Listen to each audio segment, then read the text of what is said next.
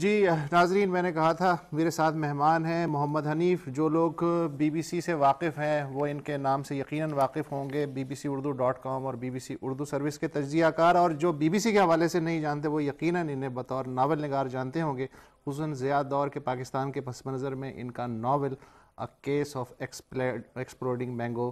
دنیا ادب کے عالمی تازہ کاروں میں شامل ہے. محمد حنیف، کیا یہ آپ نے گفتگو سنی ضیاء الحق صاحب کے صاحبزادے کی، اور انہوں نے اپنے والد کے بارے میں جو کچھ بتایا اور یہ کہا کہ یہ جو ہے ممکن نہیں ہے کہ نہیں، انہوں نے بیسیکلی جو میں نے بات سنی اور جو انہوں نے بتایا، اور جو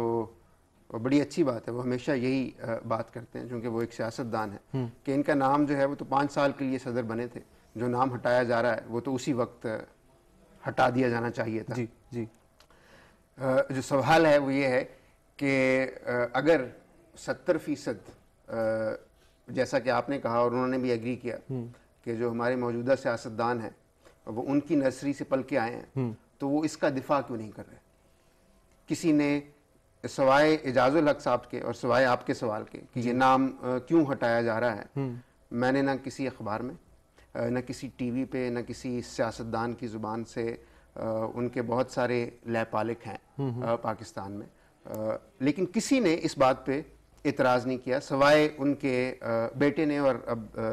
جیسا کہ پروگرام میں انہوں نے کہا کہ اصل میں انہیں بھی کوئی خاص اعتراض ہے نہیں کہ اگر ہٹا دیا جائے تو کیا ہے، کیونکہ ان کا نام تاریخ میں تو زندہ رہے گا. لیکن حنیف، اس میں ایک چیز ہے کہ اس طرح نام ہٹانے سے یا شامل کرنے سے کیا ہسٹری چینج ہو سکتی ہے؟ بالکل، میرا خیال ہے ہسٹری جو ہے وہ بنتی اس بات سے ہے کہ کس کا نام تاریخ میں شامل کیا جاتا ہے اور کس کا نام تاریخ میں شامل نہیں کیا جاتا. تو یہ ایک آپ کو لگے گا اور ہر ٹی وی اینکر کو لگے گا، کیونکہ اس سے پہلے جیسا کہ میں نے کہا کہ کسی کو اس پہ اعتراض نہیں ہے، نہ سیاستدانوں کو اعتراض ہے جو ان کے بہت قریب رہے، بہت سارے صحافی جو ان کے قصیدے لکھتے رہے 11 سال تک، ان تک کو اعتراض نہیں. نہیں، لیکن یہ اس کا ایک وجہ یہ بھی تو ہو سکتی ہے کہ رات گئی بات ہو گئی، اب نیا سورج نئی پوجا، یہ بھی تو ہو سکتا ہے. ہاں، لیکن اگر ان کا اتنا ہی اہم رول ہے جیسے کہ ان کے جو برخوردار ہیں وہ بتا رہے تھے، یا ان کا اتنا ہی اہم رول ہے کہ آپ اس پہ پروگرام کر رہے ہیں، تو اس کا مطلب ہے کہ نہ رات جاتی ہے نہ بات جاتی ہے. تو ایک ویسے بہت جو سنگین صورتحال ہے جنرل ضیاء کی لیگیسی کے بارے میں کہ ان کو سب بھول گئے.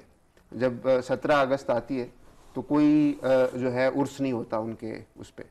کوئی جو ان کے بالکل ساتھ جنہوں نے جو بچوں کی طرح پالا وہ بھی وہاں پہ وہ دینے نہیں جاتے. تو پاکستان کا جو کیلنڈر ہے اس پہ اگر آپ دیکھیں تو 17 اگست جو ہے وہ ایک نان ایونٹ ہے کہ ہو گیا. لیکن دوسری طرف یہ ہے کہ جو انہوں نے بیج بوئے تھے اس کے پودے جو ہیں وہ جیسا کہ خود اعجاز الحق صاحب نے کہا کہ ان میں سے کچھ درخت بن گئے، کچھ پودے ہیں اور کچھ ظاہر ہے ابھی تک جھاڑیوں میں پھنسے ہوئے ہیں. لیکن یہ ہے کہ یہ سب کو پتہ ہے کہ جو بیج انہوں نے بوئے تھے اور وہ جو درخت بنے ہیں اور وہ جو ان میں سے پھل نکل رہے ہیں وہ بڑے زہریلے ہیں.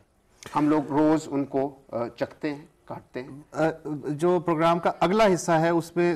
ان پھلوں کو ہم چکھنے کی کوشش کرتے ہیں ایک وقفے کے بعد.